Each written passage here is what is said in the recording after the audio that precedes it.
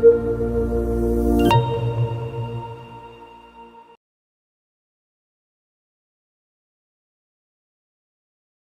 everyone, welcome back to the FAR classes. This is in part 3 of series of Accounting Standard Codification 606. In this video, I'll be walking you through in detail step 2, that is identification of performance obligation in a contract. So let's dive into to understand more in detail. Now in today's class, we'll target to finish second step and third step, and if time allows, we'll try to cover the fourth step also, because tomorrow after the fifth step, even after the fifth step also, we have certain small topics which we'll be covering. So today and tomorrow class, we'll be finishing off ASC 606 in complete form, and we'll be doing certain practice as and when we go along with the respective steps, similarly how we are doing each class, right? And then if time allows, we'll do some question in the learning management software also, right? So now let's jump into identification of performance obligation in the contract, right? In this, today we'll be covering distinct goods and services, whether the goods and services are being capable of being distinct or not, we'll be understanding that, and how the goods and services, or when the goods and services are considered to be separately identifiable. And then last important thing in step 2 is the material right. That also will be covering. So let's dive into.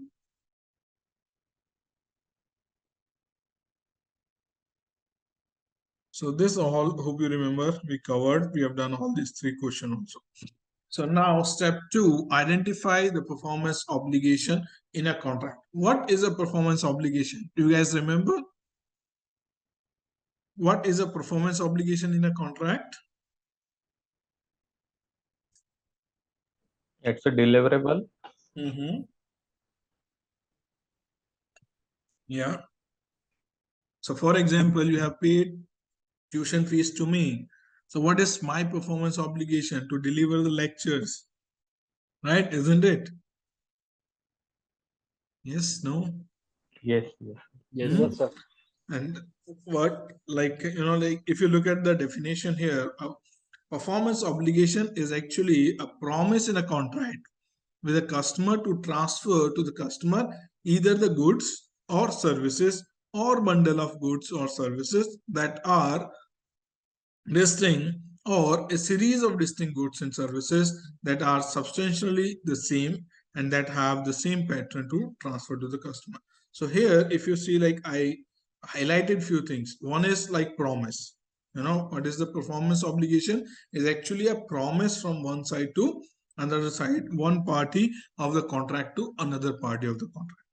For example, if you entered into a contract with the contractor to construct your house, right, and you'll be making the payment on a milestone basis which you guys have agreed, right? Let's assume you have like 250 square yard piece of land, and you entered into an agreement with the contractor to build a stilt plus 4-story building on that, right? And then you agree, as and when you build the stilt, you'll pay him, like, let's assume 40 lakh rupees, or you can say let's assume $50,000, and then on each floor you'll be paying them $100,000. Let's assume that, right? So total contract is, let's say, $450,000, and $50,000 you'll be paying them at the time of making the silt, and $100,000 on each floor. Let's assume that's your agreement between both of your parties. So what is the contractor obligations here? Sir, each floor and the stilt is a performance obligation. Each would be individually seen upon, and revenue would be recognized when each of it has been delivered. Like for if stilt has been constructed, $50,000 would be recognized, and so for each floor. Yeah, absolutely right. So here the contractor performance obligation is to make the respective stories and recognize the revenue accordingly, right? And here, if you see, along with this, if you entered into a contract that the contractor need to do interior designing of all the 4th floor also, right? Here, if you see, you have entered into one contract or probably a two contract, right? But you have negotiated both the contracts with the same party at the same time or near about the same time. And then let's assume you have given $20,000 contract for interior designing also. Let's assume $5,000 for each floor. So this $20,000 would be combined with the main contract because it is being negotiated together with the same party or maybe about the near about the time, right?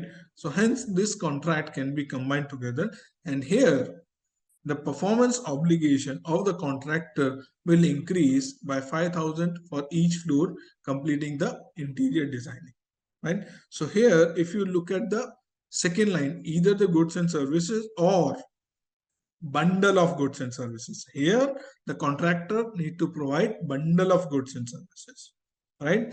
That is or are distinct or a series of goods and services. We'll come to the series, that's altogether a different concept. So first let's understand supply of goods and services. Second, what is bundle? For example, if you gone to, let's say, the HP store, right? And if you want to buy an HP laptop, right? So along with the HP laptop, they are giving you backpack, they give you antivirus, right? And then they give you like mouse and screen guard, right? So all these 5 6 items, they have bundled it together and given you, let's say, $200 discount. For example, HP laptop value is $1,000, right? Let's do it here. So laptop, one second.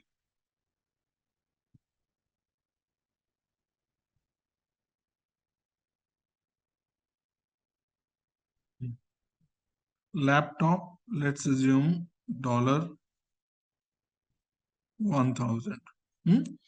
In addition to that, you got what do you call office.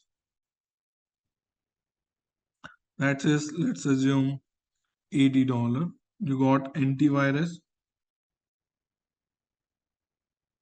Let's assume $70. You got backpack.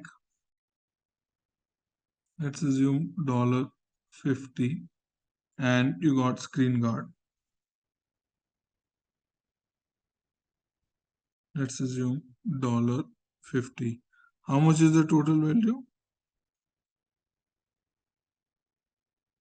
250, 1250. 50. So this is the dollar value, and they have given you discount of, let's say, $200. And the net pricing is $1050, right? So here this 1050 is for all these 5 products, right? So if you are paying 1050 to the HP dealer, so he or she will be giving you all these 5 items together, right? So that is called bundle sale. Make sense? Make Yes. sense? What is bundle Yes, sale? sir. Yes, sir. Yeah, just remember this numbers will be keeping same example in future discussion also. Just keep in mind these numbers.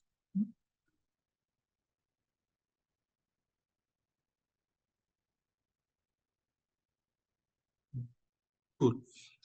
Now another concept I have mentioned over here that may be new for you is a distinct goods and series of distinct goods and services. Series of distinct goods and services, like same kind of goods and services but over the period of time. For example, you get the milk every day from milkman, right? So what he is doing every day, he is giving you milk, and then at the month end you are paying him, right? So another example, if you see, most of you are working professional, right? Sir, You have IT team in your office. yes, sir. Actually, I have a good example of this. My organization recognizes revenue on basis of series of distinct goods and services. Yes, yes, go ahead. In my organization, what actually happens is we provide services for on monthly basis or annual basis, like we like a telecom industry. Yes, yes, yes, yes. So we recognize revenue each day, considering each day we are providing distinct services, and we amortize any credit that we give to the customer over the term of the contract, and that constitutes distinct service over a period of 3 years, 4 years, depending on the contract. Yeah. But first explain what exactly goods and services your company provides so that everyone can Yes. correlate. So basically, we provide like a software. My organization is Ring Central. It's basically like Microsoft Teams, and we provide digital lines and contact center services to our customers. So it's like we have agreed to provide 1,000 digital lines to a customer, and it would be these thousands would be used over a period of 3 years. Now, the if let's suppose agreed contract value is total contract value is $1 million, we will recognize $1 million over 3 years. Absolutely true. So Yeah. that's Yeah. Very good. Very good example, Ayush, and a very practical example. So I'm sure some of you might have got it, some of you not. So let me explain it further what Ayush says and help you understand with the आता similar. Sir, sir Ayush वो को नहीं आता. बुरा मान गया sir, वो कह रहा है आकर्षु मैं सारा रेवेन्यू मैं करके देता हूँ और साले तेरा नाम आ जाता है. Okay, Akash, sorry. Sorry. So, like what Akash is saying, like their company is providing, distinct goods and services, but over the period of time to their customer. For example, like all of you are like working professional, most of you are, right? So you may have like IT team in your office. Yeah. Yes, sir. Prashant, right? So if you see, like in some of your organization, you may have in-house IT team, or some of the company outsource the IT team, right? They give it outsource to TCS, Infosys, Wipro, or many such companies, right? And like if you look at from the IT team side, what kind of goods and services they are providing? They are providing all kind of IT services, whether it will be laptop issues, it may be window issue, it may be network issue, it may be internet issue, or any such kind of issue, any problem as and when come to any of the employees system or the network, they go and reach out to the IT team, and then IT team provide the support and assistance, right? So there they do not know like what kind of goods and services they might be providing, but their contracts are generally for the period, right? In that, for each time they will be providing this distinct goods and services, but they are providing over the period of time consistently, right? That is called series of distinct goods and services. But the nature of goods and services are, if you see, is the IT services, right? So if you club together, whether they are doing hardware fixing, whether they are doing software fixing, whether they are doing network fixing, whether they are doing any other problem resolving, authorization, access control, but all these things come under the same umbrella as the IT support services, right? Another example, if I say, like in your office, you may have like uh, you can say this facilities management team. So, for example, if you have an office in any corporate building, so there would be a facility management team who will be providing the service like cleaning, plumbing, electrician to your building, right? Which is very much common to everyone, but there would be separate third party who will be providing facilities management services, right? So even though they are providing plumbing service, cleaning service, mechanical service, or you can say network services, or maybe they provide electrician services, all combined together is helping you to use their facilities the way it should be, right? So hence, whether they are providing plumbing service, electrician services, cleaning services, they all come under the same umbrella as a facility management services, and those services are being provided to the consumer over the period of time, but depend on the need as an for the respective item they provide the respective goods and services. That is called listing goods and services. So we'll be discussing more in detail, but high level, if you see from all the three example which Akash has shared, one example about his company, like they are providing, similar to Microsoft network lines to their customers, right? And those could be, like they are providing, let's say 1000 line, which like Akash has shared to a customer. So customer might be using 100 in a day, sometime 500, sometime 800, sometime maybe at full capacity of 1000, right? But as a distributor, they are providing 1000 lines at a time. It's on consumer how many and how much he or she wants to consume, right? But they are providing these goods and services to over the period of time as per the contract, right? So that is called series of distinct goods and services that are substantially same. Goods and services are same, but like usage are different at different point of time, and the volume is different at different point of time, right? That is the major difference. Make sense? What is distinct goods and services? Sir लेकिन इसमें जो लिख Yes. रहे हैं distinct लिख रहे हैं word, जैसे डिस्टिंक्ट गुड और सर्विस, तो गुड्स और सर्विस तो जैसे सेम ही है ना सर जो प्रोवाइड कर रहे हैं, तो उसको क्यों डिस्टिंक्ट बोल रहे हैं? So we are coming to that. What is the definition of distinct and why it is called distinct? Okay When you purchase one pen from me, okay that pen is a distinct good, right? And every day you come and purchase one pen from me. So I'm giving you every day one new pen, one distinct pen. Okay Same way, every day when you are providing the service to them, so every day it's count. That's the reason you are recognizing the revenue on a daily basis. Okay okay okay Everyone agree or any confusion or anything you need more clarification? No sir clear. Okay. So one second. So next line, if you see performance obligation is satisfied and revenue is recognized when the customer obtain the control of goods and services. This is similar to AS 605 and same as in India you might have studied accounting standard 9 and now Ind AS 116, right? So it's very much similar as and when goods are being transferred and the possession of those goods and services or control of the goods and services is being transferred, that assume that performance obligation is satisfied. But this we'll be learning more in detail along with fifth step, which is recognition of revenue as and when performance obligation is satisfied. But when performance obligation is satisfied, that will be understanding in step 2, right? When performance obligation is being satisfied, when goods and services are being transferred to the consumer, and the consumer is obtaining the control over those goods and services.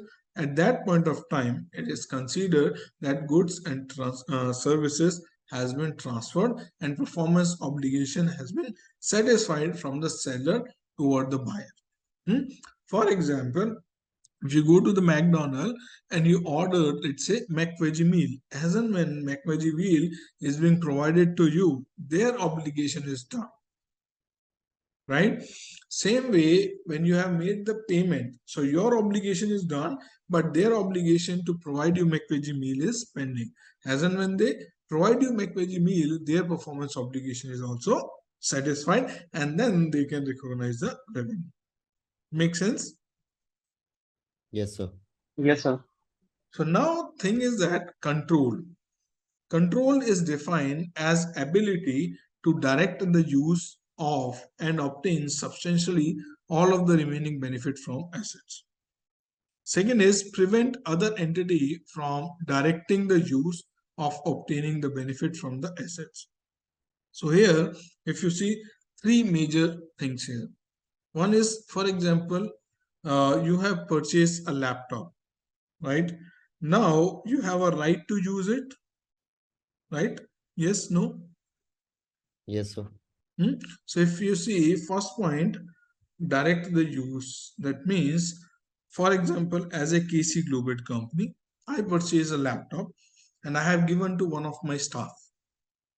right? So I have purchased the laptop, that means I got the ownership, and now I have a right to direct the use of that laptop, right? Then I can give it to my staff that you can use it. So I have a right to use, as well as I have a right to direct the use also.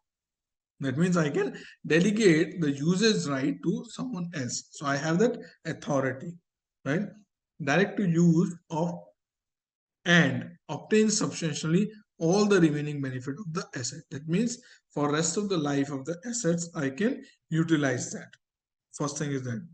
Second thing is prevent other entities from directing the use. For example, if I purchase the laptop from the HP store, now HP store owner cannot give that laptop to anyone else, right? That has been earmarked to me even though I have not taken the delivery, right? Or if I have already purchased and taken the delivery, then he cannot direct, right? He do not have right to direct or authorize anyone to use that laptop. Make sense? So when you have ability to direct the use and take the benefit of remaining life of the asset, or you have the right to prevent anyone else using it,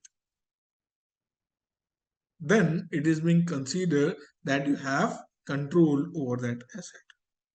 Make sense? Yes, sir. So let's look at example. Consigner in consignment sale or principal of sales agent. So if you see like consigner, I'm sure you might have studied in school days. What is consigner, consignee? Any idea?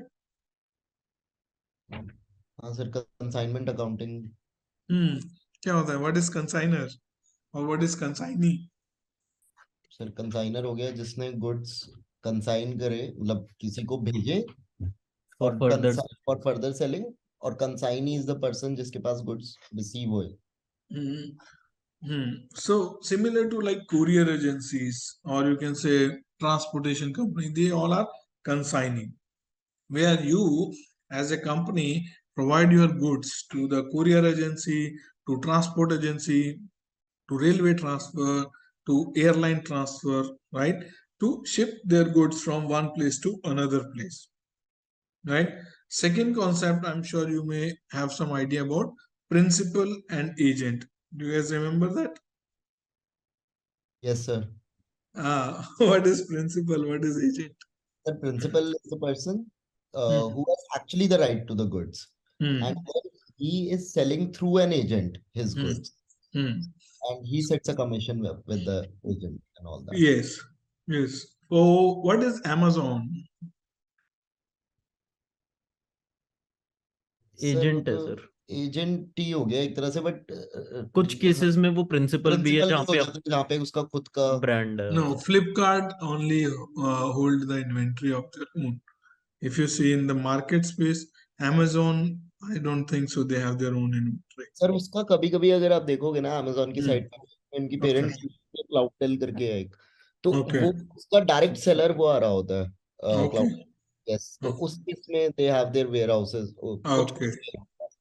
In that principle. Yeah. So you got it right. Principally, so principal is the owner of the goods who hold the inventory risk and credit risk, right? Whereas the agent neither hold inventory risk nor hold credit risk, and nor he has authority to decide the pricing, right? So agent generally get the commission. So here the objective of putting this consignee and agent example, because they are not the owner, they do not hold the control.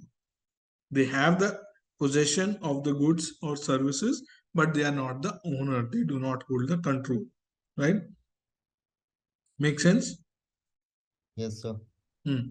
So note over here is promise can be explicit or implicit. So both are like we discussed earlier also. So promise to provide the goods and services or to make the payment, it can be either in written, oral, right? Or for example, it can be explicitly mentioned as FOB shipping, FOB destination, right? I'm sure on some of the invoices you might have seen, right? Or it can be implicit. Implicit mean like customary practice, or you can say industry practice or business practice.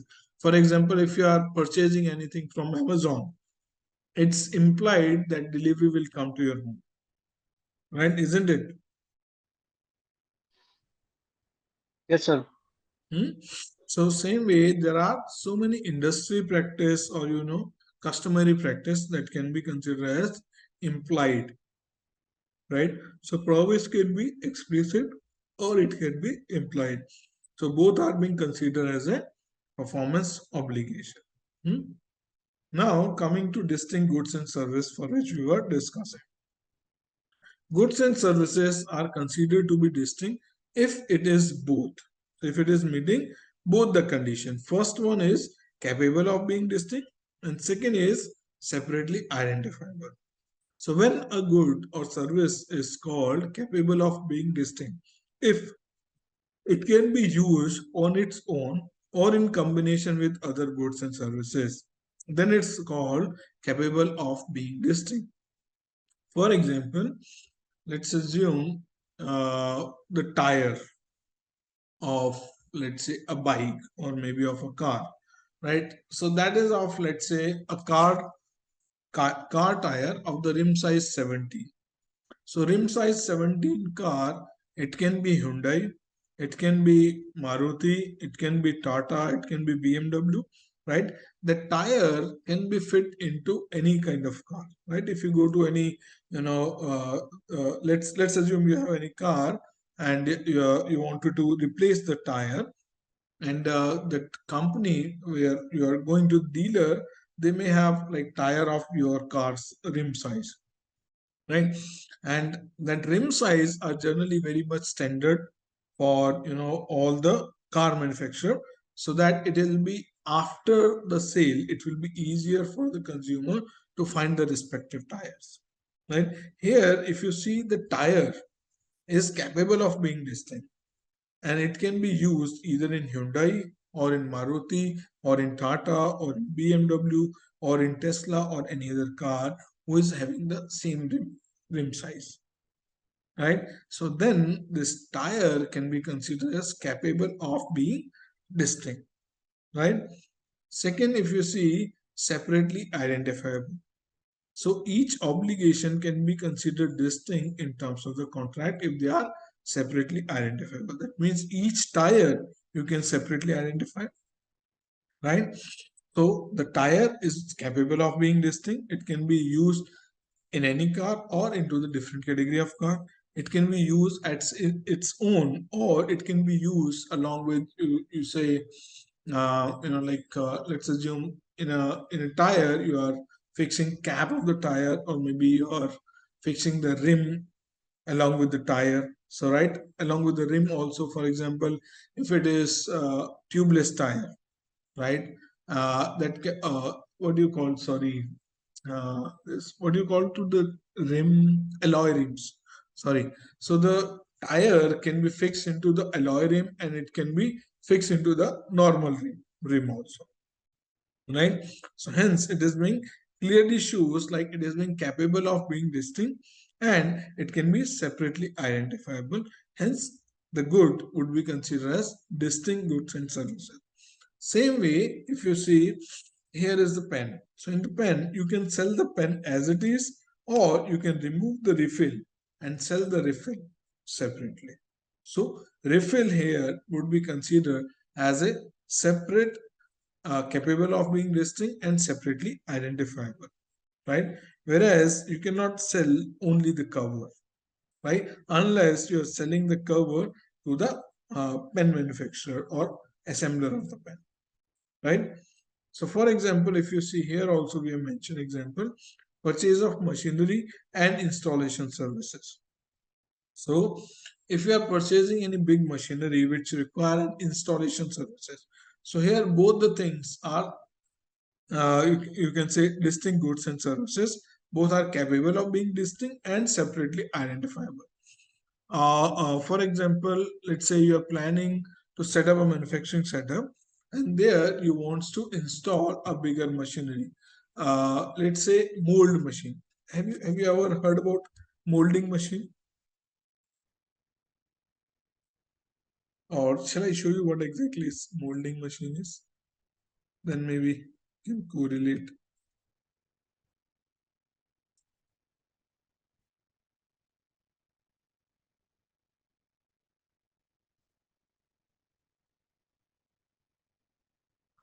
Can you see this? Hello? Yes, sir. Yes, sir. So if you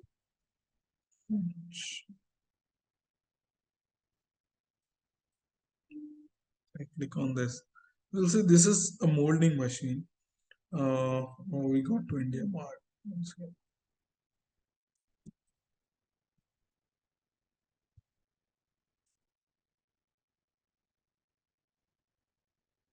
So,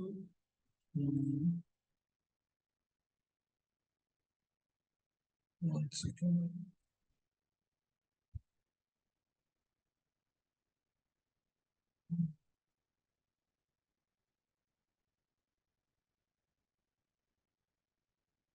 You see here.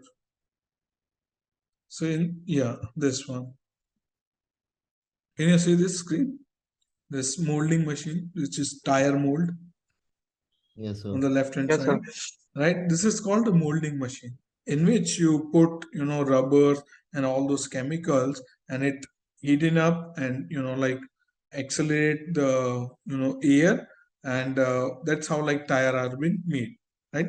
Let's assume you are a tire manufacturing company and you want to set up this molding machine, right? First thing is you'll be purchasing this machine, and second thing is the installation part of it.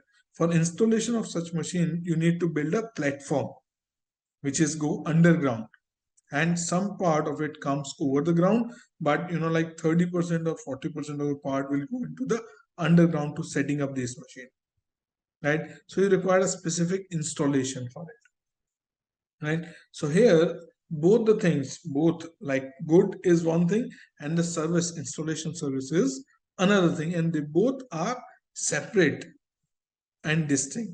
The company might be providing installation services for like any other you can say mold provider, and they also provide their own mold. For them, there are two, you can say, revenue stream. One is sale of the product, second is installation services of the product. Make sense? Yes, sir. Okay, let's come back to the notes here. So another example is laptop and antivirus. So they both are distinct because antivirus can be sold independently, right? And can be combined along with the laptop deal, which is example we have discussed uh, in the first half, right? Second is car and extended warranty. So extended warranty also can be sold independently, right? And it can be sold along with the sale of the car. But if you see extended warranty, it is being capable of being distinct, and it can be separately identifiable performance obligation. So that is called listing goods and services, when two goods and services are separately identifiable and capable of being distinct. Make sense? Sir, I have a question. Yes, इसमें please. इसमें लिखा है separately identifiable के आगे each obligation can be considered distinct in terms of the contract. So something which is distinct can be identifiable, separately identifiable, and cannot be separately identifiable as well. But it has to be as per the contract. No. Sorry, I didn't got your question. तो जैसे जो separately identifiable है उसमें जो last के लिखा है in terms of the contract, तो मतलब हम ये बेसिकली लिख रहे हैं कि हमने कॉन्ट्रैक्ट में लिख दिया है कि अगर तो जैसे मोल्डिंग मशीन है और इंस्टॉलेशन सर्विस है, जब हमने कॉन्ट्रैक्ट करा उस टाइम पे भी आइडेंटिफाइड कि अलग से इंस्टॉलेशन सर्विस होगी और अलग से आपका गुड प्रोवाइड जो परचेज कर लिया हमने वो तो अलग ही हो गया. तो कॉन्ट्रैक्ट अगर एक ही वेंडर है जिससे हम दोनों ले रहे हैं कि परचेज भी कर रहे हैं और इंस्टॉल भी करा रहे हैं, तो उसमें सेपरेटली हम आइडेंटिफाई कर पाए कि उसका प्राइस इतना है उसका इतना है, तब वो सेपरेटली आइडेंटिफाइबल माना जाएगा. No. So for example, if I am like mold provider as well as installation service provider for the molding, right? And you are, let's assume, a tire manufacturing company, and you came to me, I wanted to buy 17-inch rim size mold along with the installation, and we entered into a you can say we negotiated both purchase sale of the mold and installation. Let's assume mold price is $100,000 and installation service cost is $10,000, and we negotiated at $80,000 as a combined deal. Okay. Right? Okay. Even it's a combined deal, but I have two distinct or two separate performance obligations that you need to identify. So in step 2, we are identifying how many performance obligations we have in the contract. So it can be one contract negotiated together, which we understood earlier. But here in that contract, we need to identify how many performance obligation that seller have. Okay. Okay. Got it. Okay. So now if you look at the note, if the goods and service is not distinct, then combine together the goods and service with other goods and service until a distinct bundle is formed. For example, like IT support services, which we are discussing, office maintenance services, right? Like in IT support service, whether you are providing hardware support, considering software support, performance support, network issue, VPN issue. However, if added hardware support, then that is a distinct performance obligation once again. So this all comes under the same umbrella and as a sir अब ये हो सकता है ना कि जब identify कर लिया कि दो सेपरेट परफॉर्मेंस ऑब्लिगेशंस हैं तो दोनों का रिकॉग्निशन का मेथड भी वेरी कर सकता है. yes, we are coming to that. Like for example, this mold and installation. Mold will be at point in time, but installation service maybe like after 1 month or 2 months. Like for example, installation may take like 2 months time. Right. So the installation service will be recognized once installation is being done. For example, if you have purchased car with the extended warranty, so sale of car would be point in time, but extended warranty would be over the period of warranty time. Right. जैसे sir जो मेरा ये example था organisation का, अगर मैं वो continue करूं तो उसमें हमारी डिजिटल लाइंस के साथ प्रोफेशनल सर्विस भी प्रोवाइड करी जाती है, जिसमें we help the customers install those lines and design their systems according to that. तो प्रोफेशनल सर्विसेज का जो रेवेन्यू की अमाउंट है that is recognised phase wise. Yes. Phase में इतना है, सेकंड फेज में ये हमने डिलीवर कर इतना revenue. Yeah. So for similar to what you said, Akash, if I say you want to set up a Domino's store, right? So through the Domino's, first time you'll be paying them all the machinery cost, right? And then they will come and do the installation of the machinery, right? Second, third, they will come and train your staff. And then after, on a monthly basis or on a daily basis, on every sales, they will take royalty, right? That's a one franchisee agreement, right? But within that, you'll see like 4 things you need to pay to the Domino's. First thing, as and when you purchase the machineries, so that Domino's will be recognizing point in time as and when they deliver the machinery, right? Second thing, when they come and do the installation, let's say after a month they come and do the installation. So once installation is done, they will recognize the revenue for installation. Then third would be they will be giving you training to your staff, maybe 2 weeks training, 3 weeks training, or 4-week training. So that will be recognized over the time they finish off the training. And then after, in future, it will be over the period of time as and when you are selling each pizza or whatever the material you'll be selling as a royalty. So within one contract, there may be different distinct goods and services, and those distinct goods and services might be recognized in a different fashion. That will be understanding in step 5. Okay. So as of now, in step 2, we are just understanding the performance obligation, how to identify a performance obligation, or when a performance obligation is being considered as capable of being distinct and separately identifiable. If it is not capable of being distinct, or if it is not capable of being identified separately, then how can you consider it separate? Right? That's what we are learning. Okay. So I have a question over here. So Yes. if, for example, so EY is providing consulting services to a client. Mm-hmm.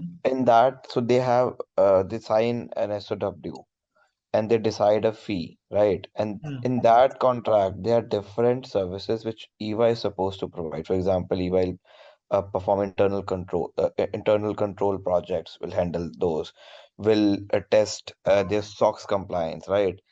They'll provide specialist services on IT side as well. So that is, they are different services, but the fee is a consolidated one in the contract. So in that case, will we consider it as a bundle of services because Yes. the fee will be provided at once? Hmm. Okay, Yes, so it will be a bundle goods and services, but in that bundle, you need to identify each performance obligation which is capable of being distinct and separately identified. For example, let's assume like EY has entered into a contract with, let's say, Amazon, right, to provide tax consultancy services, internal control testing services, as well as accounting advisory services, right? And they negotiated the entire deal for the year, let's assume $1 million, right? But at the back end, before like EY has given any quotation to them, they have done all the estimation how much time and energy of the respective category of staff, senior manager and partner would be investing in tax team, accounting team, as well as in your risk team, right? Based on that, they have done the calculation. Let's assume they have given a offer of $1.2 million and final negotiated price is, let's assume, $1 million, right? So in the same proportionate in which they have budgeted, so in same proportionate they will be recognizing the revenue, but for all the three different services would be recognized as and when those respective services are being provided to the customer. We'll be okay, discussing, don't jump into the fifth step. So as of now, just stay at the second step, identification of performance obligation. So in this contract, there are three performance obligation. One is providing tax services, second is providing accounting advisory services, and third is providing risk, right? Internal control. right, right. Okay, okay, got it. So far we understood the performance obligation, identification of performance obligation, when you can consider any performance obligation to be separate and distinct, and when you cannot consider them separate and distinct. Now coming to the next concept, which is material right or material option. This also we touch base in our last class, if you remember, material right and material option. Like in last class, if you remember, we discussed an example of Domino's, right? If you purchase a Domino's pizza, they will give you a coupon. On next purchase, you will get the 50% discount, right? So as you are making effort to purchase the first pizza, they are encouraging you, motivating you, and giving you the right to purchase another pizza at 50% discount. And 50% is significant in terms of value, right? Hence, this is being considered as a material right. But when they're giving material right, when you have purchased something, right? For example, I buy an HP printer and they have given me 50% discount voucher to purchase next three cartridge, right? So 50% is a significant amount for discounting for the next three cartridge. So I got a material right to purchase next three cartridge at 50% discount. So that is called material right. So if you see material right and material option, it provides right to a customer which it would not have received without entering into the contract. Right of any incremental discount. For example, if you go to the HP website or HP store, and if you want to buy the cartridge, let's assume like HP printer, you have 1200W, which I have, right? And you went and you want to buy the cartridge. So cartridge might be, let's assume, $30. Generally, they provide, let's assume, 10% discount. So if you individually go and buy, you'll get at $27, right? And on the other side, I have purchased HP printer. And now they have given me 3 discount voucher of 50% each to buy next 3 cartridge. And if I go and buy the cartridge, I get it $15 instead of $30, right? Yes, no? Yes, sir. So I am getting a material right over you. That means I am saving $12 more than you, right? That is called material right, but material right has came only when you have already done some purchases, previous purchases, right? That is what it means is. So this is the difference between discount and material right, because material right is being considered as a separate performance obligation. For example, if you have purchased a car, and then the dealer is giving you 50% discount on the extended warranty. Let's assume you purchase a Mercedes Benz S series for how much? $100,000, right? And you got a 50% discount if you want to buy a 3-year extended warranty. Normal price of extended warranty, let's assume, is $10,000, right? And now you are getting it at $5,000. For example, if you have not purchased the car, then if you directly went and to purchase the extended warranty, let's assume they give you 10% discount. How much is it? $9,000. Whereas now, as you have purchased the car, you are getting it 5,000. That means you are getting additional 4,000 discount, right? So it's a material right you are getting. So each material right is being considered as a separate performance obligation of the seller. That means this extended warranty is a separate performance obligation from the seller side. Make sense? Yes, sir. Yes, material sir. के example discount और free item के अलावा भी कुछ और हो सकते हैं? No, no. Material right, or maybe either it's completely free or it may be significantly less value than its normal price. Then it is says you have a material right. So Okay, material right are distinct from discounts. okay, okay. Material right when you have significant discount or significant reduction in the price for the next purchase, and this you get because you have purchased something originally. Okay. Okay, sir. Hmm? Anyone else have any doubt? So far so good, everyone? Okay. So if you see the theory, it provide right to a customer which it would not have received. Underline this work, which it would not have received without entering into the contract. That is the most important. Right of any incremental discount or free item. These type of options are treated as separate performance obligation with a portion of the transaction price allocated to them based on the standalone selling price. This we'll be discussing in fourth step, allocation of transaction price. Revenue is recognized when the option is exercised, actually exercised. If you are purchasing extended warranty, then only the revenue for the extended warranty is being recognized, right? So for example, like Domino's discount voucher, 50% discount on next purchase, buying of printer, and next 12 months charges will be 50% discount. Buy a laptop, get a free antivirus, right? Sometimes you'll get a free antivirus also, right? So this free antivirus is also material right because you are purchasing laptop from the dealer. Make sense?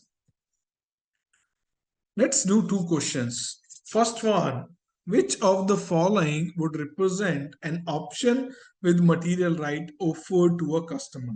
So out of these 4, which one is represented as material right? Okay. First one, an offer to accept a return product for a full refund that is offered to all customers. Would it be considered as material right? No, sir. No, sir. Why? Is offered to all the customers and it's general in nature, not given specifically to one particular customer. Absolutely true. Second is the coupon offering 20% off the next purchase that is given to all customer. Is it material right? Same as the, Same, it's, yes. right? So no. Third option is a coupon offering 50% off of a customer's next purchase if the customer spend over a specified amount, with the customer not spending that amount getting no such voucher. For example, let's say if you go to like these days, like like when season is not off, like for when you go for a off season shopping or non off season shopping, in off non off season shopping, generally like company like Allen Solly or maybe Aero or maybe any other brand which you like, you go for a shopping, they give you like if you purchase more than, let's say, $1,000, they'll give you 10% discount. If you purchase more than $3,000, they'll give you 20% discount. And if you purchase more than $5,000, they give you 25% discount. That's what it means is a coupon offering 50% off a consumer's next purchase if the consumer spend over a specified amount, with the customer not spending over that amount. So this is again a journal offer, right? It is being available to everyone who can spend that amount. Make sense? Yes, Or sir. any doubt here? इसमें sir ये भी तो हो जाएगा ना कि मतलब material right तभी होता ना जबकि पक्का हो जाता कि हाँ he will get that thing. Here maybe he has to spend certain amount, only after that he will get that offer. So I Yes, this is just an offer. yes, This correct. is not It's a not right. material right. Right. Fourth point is a coupon offering 50% off of a consumer next purchase if the customer spend over a specified amount, with the customer not spending over that amount getting no such voucher. Oh, that's a It is the nice. same, sir. Okay, so there might be a typo error. 1 second. 1 second. Uh, this.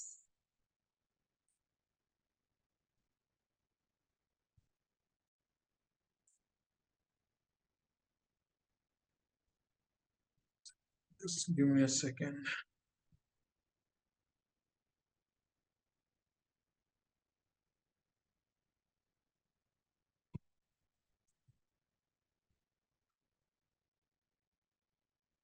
My bad.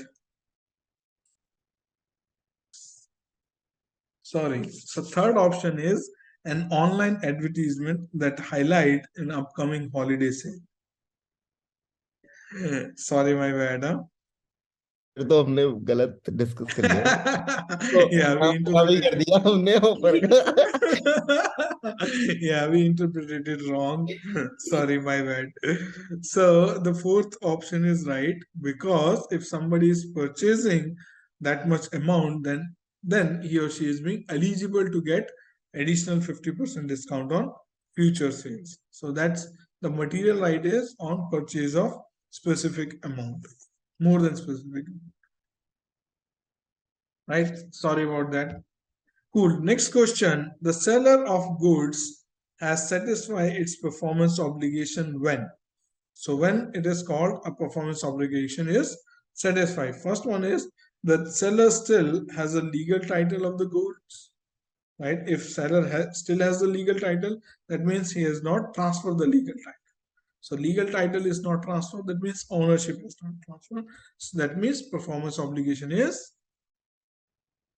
not satisfied, right? Second option is the seller still has significant risk and reward related to the ownership of goods and services. Then also, like, the performance obligation is satisfied or not satisfied? Not satisfied. Not satisfied. Third one is the seller has received payment for the goods. So he has received the payment for the good. Would it mean he has satisfied the performance obligation?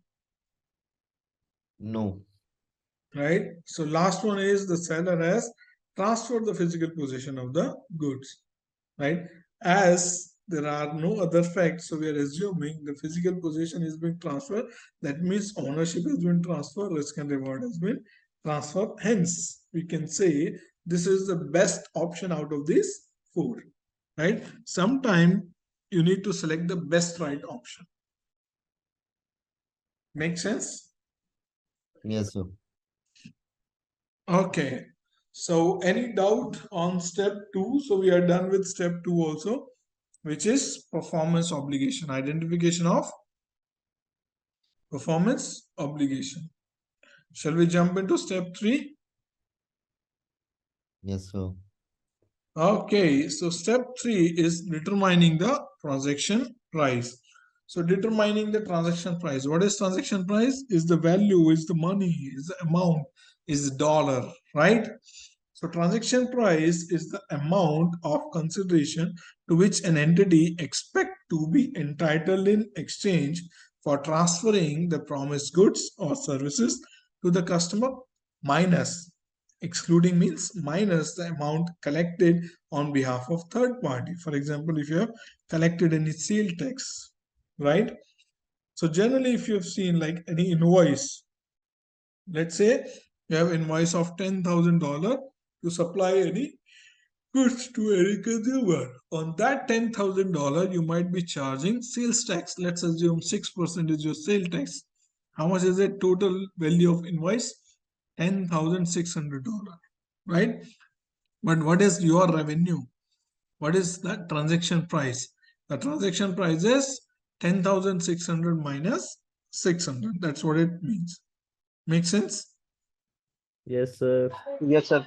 An entity should consider the term of the contract and its customary business practice to determine the transaction price.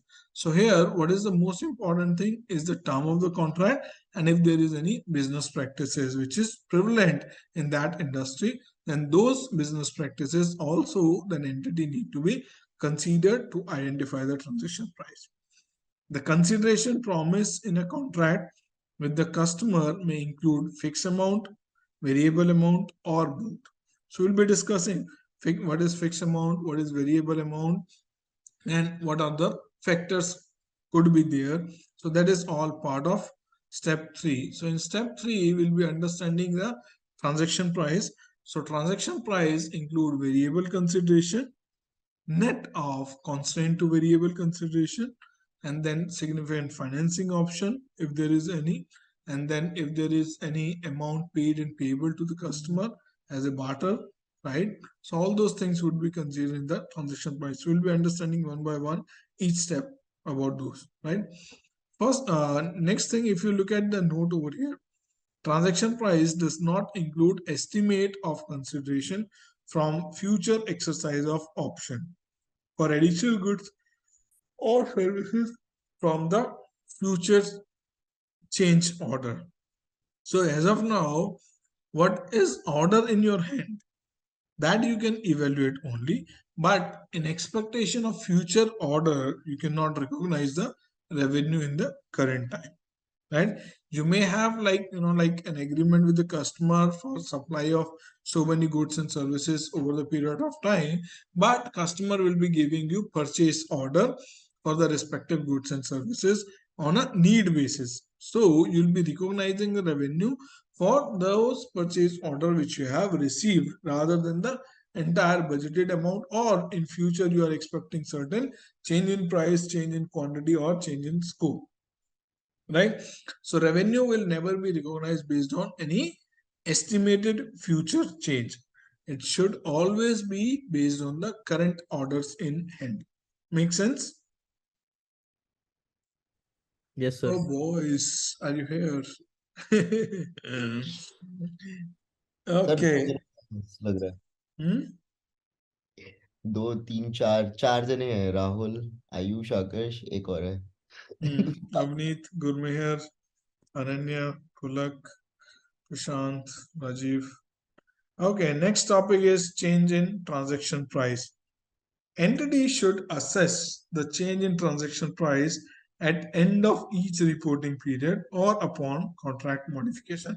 So there's two time when as an entity we need to assess about change in transaction price. When first one is if there is any modification in contract. What is the modification of contract? Change in price, change in scope, or Both. both, Both. right? Yeah. If there is any change in price, change in scope, or both, and contract is getting modified, at that point of time you need to revisit and re-evaluate what is the total transaction price. Second thing is at the each period end when you're closing your financial statement, right? So it's been your responsibility to assess the change in transaction price at 2 times. One is if there is any modification in the contract at the time of modification, if there is no modification that at the period end, right?